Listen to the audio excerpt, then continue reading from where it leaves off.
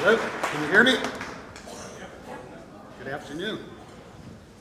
Some people say that the true path to happiness is being thankful for what you have, right? So I want to start off with a couple things I'm thankful for. Can you give me a little more volume there? How's that? First of all, I want to thank the Worktech crew for this fabulous venue here. Isn't this awesome? This is great. I want to work here. This is my workplace of the future.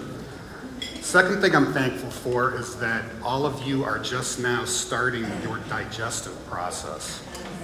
So I also want to thank my colleague from Microsoft who will be taking the session after me when you will be just about reaching your afternoon brain death period. You can't hear me. There we go. All right. Well, I'm very excited to be here before this group. Really learned a lot from all the speakers this morning. Appreciate always getting new insights from people, new ideas. This seems to be a very creative, engaged bunch. So what I want to talk about today are a couple of things. One, I'm sure you've heard all about these trends already, but the Internet of Everything. And the other thing is kind of the re-urbanization of the planet and the direction and trajectory that that's taking. So sometimes my thought process is not very linear, so it might seem like we're moving around a bit here, but feel free to jump right in at any time and ask questions as well. I'm very open to an interactive conversation. So, big cities are becoming huge. If you look what's happening in Asia and China in particular, huge, multi-million person cities are coming online, several per year. We've got 100 new cities coming online by 2025. Everything in terms of the technology tsunami that's upon us, this Internet of Everything, moving to an app economy with open source stack and coding everywhere is really going to change the way everything happens. Everything will become mobile, ubiquitous, high performance mobile, wireless everywhere. All devices will be wireless, right? So you think about how that's going to impact you as a person, how you live your life, but also how that's going to impact corporations and companies and how you support that in the work you do as a corporate real estate leader. So if you look at just the history, we've had a couple of history lessons today, so I'm not going to spend a lot of time on this. But it's really just been over 20 years that we've even had the internet. Think about that. I saw a video a couple of weeks ago of a 1-year-old sitting on a floor with a magazine. Maybe you've seen this, didn't even know how to turn a page, was just trying to, make the page change by swiping across the magazine. So think about that and where these minds are going to go from that level. But if you look at, right now, in 2012, there's a billion smartphones. By 2015, 2/3 of all video traffic will be video-based. So, we talked about voicemail this morning, right? Voicemail's on its deathbed. The PC's on its deathbed. Email's on its deathbed. The way people communicate is rapidly changing. Tweets and texts, and I've got 2 children in their 20s that never call me but text me constantly. They don't want to talk. They want to text. They just want to take care of that activity, get it done.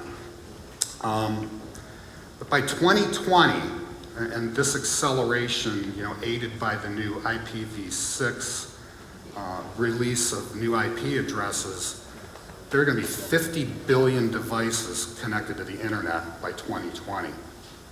And that's anything that, has a pulse, has an electrical signal, has a weight, has a speed. It can be connected. So when you start thinking about what's going to happen, you look right now, in 2012, there was more information created than in the past 5,000 years combined. That's going to double every 2 years. The slope of that acceleration just continues to increase. Just some interesting stats here. If you just look at what happens on the internet in a minute right now. 6 million Facebook logins, 100,000 new Twitter accounts, 20 million photo views in 1 minute. This kind of activity is taking place and is changing the way people behave, not just the way they work, but the way they behave.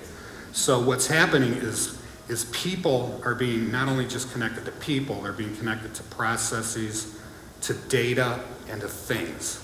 You know, person to person, person to machine, machine to person, machine to machine. All these connections are becoming what we call the Internet of Everything. So you think about the value of this opportunity over the next 10 years. This is like over a $14 trillion market opportunity out there.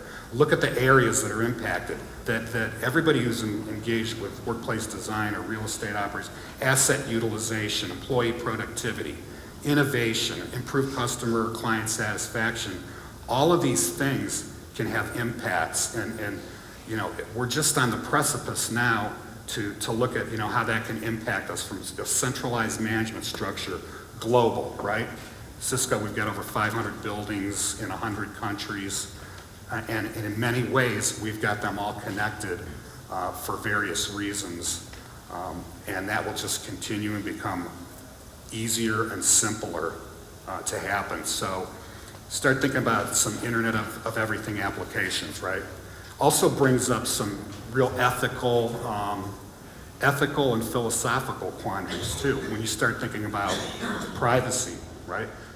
Privacy is pretty much dead right now too. So, this is what's happening. Technology is driving death of many things, right? So connecting to anything at any time from any device, I mean, you know, we do things like we embed some subdermal, you know, transmitting devices in our pets so they don't get lost, right? If our dog gets lost, we want to be able to find him on a GPS locator and go track down that beeping dot that happens to be our dog. Why don't we do that with our kids? Dogs more important than kids? Anybody who's had kids, I'm sure, have experienced that moment of horror when you're in a mall or something and you turn around and your 3-year-old is gone, and you have 30 seconds of panic before you find him around the corner. Well, you know, if you had a little device there, you could just say, hey, where are you, Tommy? Okay, and then just walk right over and find him. Other applications, you know, your car. Your car pings you and says, hey, I just started and you didn't start me. You know, you can have information like something, you know, the red engine light comes on in your car, right? Instead of the red engine light, instead of having to take your car to a place and pay them $100 to decode the signal and the chip, you know, you'll have it all on your phone. Your refrigerator, right? You only have 4 ounces of milk left and 2 eggs. You better stop at the store before you come home. We're seeing these applications already happen through service providers. So you see ads on TV for AT&T or Time Warner Cable that they're starting to integrate cable, phone, security, lighting, temperature control, and these are all being controlled with Wi-Fi, you know, simple applications on these things, and they're all simple apps, right? We're in the cloud. We work in the cloud, the data's in the cloud, the enterprise software's in the cloud, the processing power's in the cloud. How are we gonna get our data? A simple app. We're moving to an app economy. One touch, one button. What do you wanna know? Hit it, there it is. You don't have to go into some massive enterprise software program and navigate around and generate a bunch of reports, because with the open coding, open stack source that's being pushed, everything's gonna be wide open, which is gonna open the doors for more and more developers to increase things faster and faster. So just talking about, you know, what do you want your portal to be? You talk about big data, business intelligence, all this stuff. What do you want it to be? You want it something as simple as, you know, turning the lights on and off in your house? Do you want to look at the security cameras? Do you want to find your kid? Do you want to tell your car that my 16-year-old son's going to be driving it tonight, so you will not go over 60 miles per hour and you will not go outside of this predefined boundary? And if that does happen, you know, you find out about it. And the amazing thing about this is that right now, only 1% of the things in the world that can be connected are connected. So 99% of everything out there is not yet connected. So this is going to start accelerating like crazy. So, fasten your seatbelts. So what does this mean? It's new cultures, new innovation. It opens the door to new means of communications, of interacting with people. It empowers people more, and it's gonna really inform the design of new cities and communities. Work's not a place you go. I mean, what value is sitting on a highway 2 hours a day in the Bay Area to get to work? You're spending 4 hours a day commuting when you could probably perform a lot more productively sitting in your pajamas at home. And oh, by the way, you probably put more hours in for your employer and they get a higher level of productivity out of you. You get a reduced greenhouse gas footprint. It's all good. So, but like somebody said, and I think in the panel earlier, it's all about balance. And you see some companies saying, no, I want all my workers back in the office. And, in my opinion, that's a trust and a management issue. Unless it's a company philosophy that works really well, like Google. They want all their people in the office all day. They want to give them free food, bring your dog to work, do whatever you want. We'll give you smart and connected buses. We'll give you valet parking. But we want you to be at work because we believe that you have sparks of innovation and creativity that happen throughout the day, and we want to have a higher chance that you're going to be in the office when that happens. So work is just blending. It's completely changed. It's no longer the silos. It's no longer, broken into pieces where you work, your work life, your home life, everything has become blended and becomes a problem for people too, not being able to switch off, right? But being able to connect to anything with any device at any time, anywhere, is only going to be increasing and accelerating. So we've gone from the industrial area to the smart work area in a very, very short time frame. And the technology that's going to, you hear about the 3D printers, right? So you order something and you get the file immediately, and then you send it to your printer and print whatever you just bought. I mean, they have printed a human kidney, okay, with stem cells and biomass. In England, a year and a half ago, they printed an entire carbon composite automobile body. I mean, think of what that's going to do in terms of opening up another creative venue for people and what it's going to do for productivity for companies and just continuing to increase. So working everywhere, co-working spaces, smart work centers. And we talked about a co-working space this morning down the street. They're everywhere. I'm surprised Mark Galbraith is not here, who's the CEO of Liquid Space, which is based here in San Francisco, which is a smart app. It's another one touch. So I want to find a place to work. Now you could find anything from a free space that doesn't charge anything, all the way up to an executive level boardroom kind of thing for $100 an hour, or a telepresence or video conferencing facility. But what you can do is just launch Liquid Space from your iPhone. It detects where you are right now. You hit the button, I want a workspace. All the workspaces that are available pop up on the screen. You hit that green dot, it gives you the whole thing. It gives you a map to that venue, and it says, do you want to book it? Book it. All right, I'm booked. Hit the map, takes me there. I get out, I walk in. Receptionist says, hi, Ellen, your room's right over there. I mean, this is the kind of stuff that makes people's lives easier, increases productivity, and increases choice. Another thing that was brought up this morning about the workplace is choice, right? That is that's the answer to the question that we're all seeking. People want choice, They want choice in the technology they use, they want choice in the benefits they use, they want choice in their compensation programs, and they want choice on where they want to work. So if you can provide all the different space types that people need to do their work in a neighborhood configuration, they like that. So we've got smart work centers popping all over the place in different countries. So this is a major strategy when you think about underutilization of capacity. So we have the same problem at Cisco. Our data tells us that on any given day, out of the 105,000 seats we provide throughout the world, that only 49% of those are ever occupied. But I know that that's even worse than that, because we get that from badge data. And when somebody goes into a building, they may just run in for 10 minutes and leave, right? So it's very conservative. So again, we could do a better job, but then you've got the ethical and philosophical privacy issue. Do we want to track employees? Employees don't like to be tracked. Even though if you do work for a large company, you have every right to track them, and you can listen to their phone calls, and you can monitor every keystroke if you want to, because everything they do belongs to your company as work product. But so if we tracked people through RFID badges or sensors everywhere, we could get really accurate utilization data that may drive, better asset management. But that's, could be a huge, couple $100 million problem per year.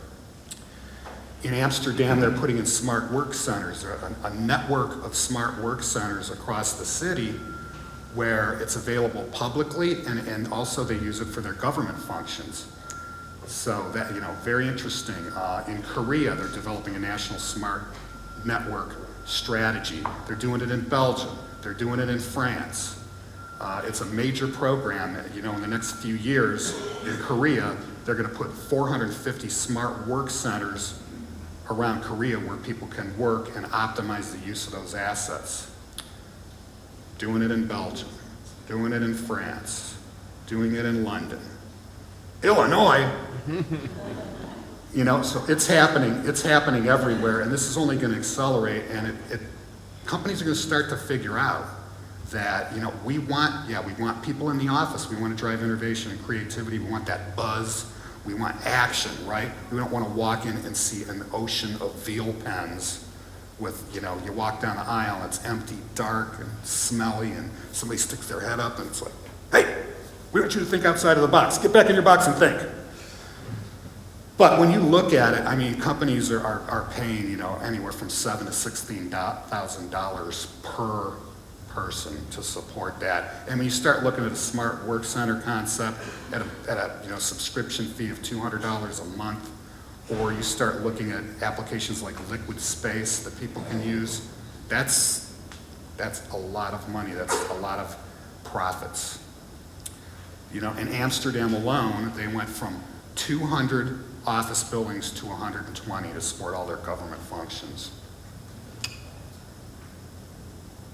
It's workspace as a service. Everything as a service these days.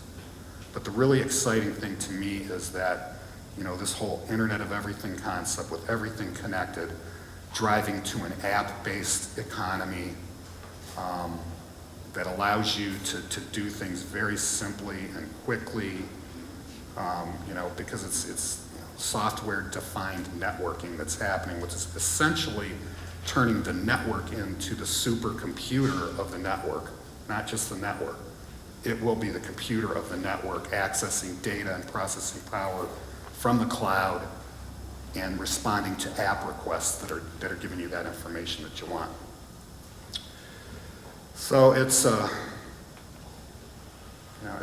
very interesting. So, smart and connected work, smart and connected mobility, buildings, energy, services, all this stuff is extremely sustainable, right?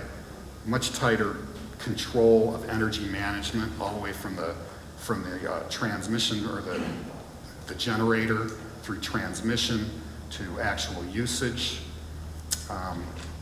Hopefully it leads to less building, right? The most sustainable square foot we can have is the one we don't build. So that's what we need to get to. So, you're looking at, and I'm not trying to sell anything here because, the rules of the game for Worktech is don't try to sell anything. However, I did notice a couple of guys hawking books back there earlier. Guilty. But, people really need to, this is accelerating so rapidly that, you know, especially big companies need to make sure they've got the infrastructure in place to support, you know, the high demand wireless applications, the speed, the pipe size, the broadband, all of that stuff that's going to be added, all that additional video.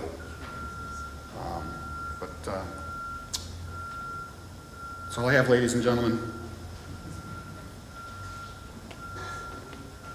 Thank you.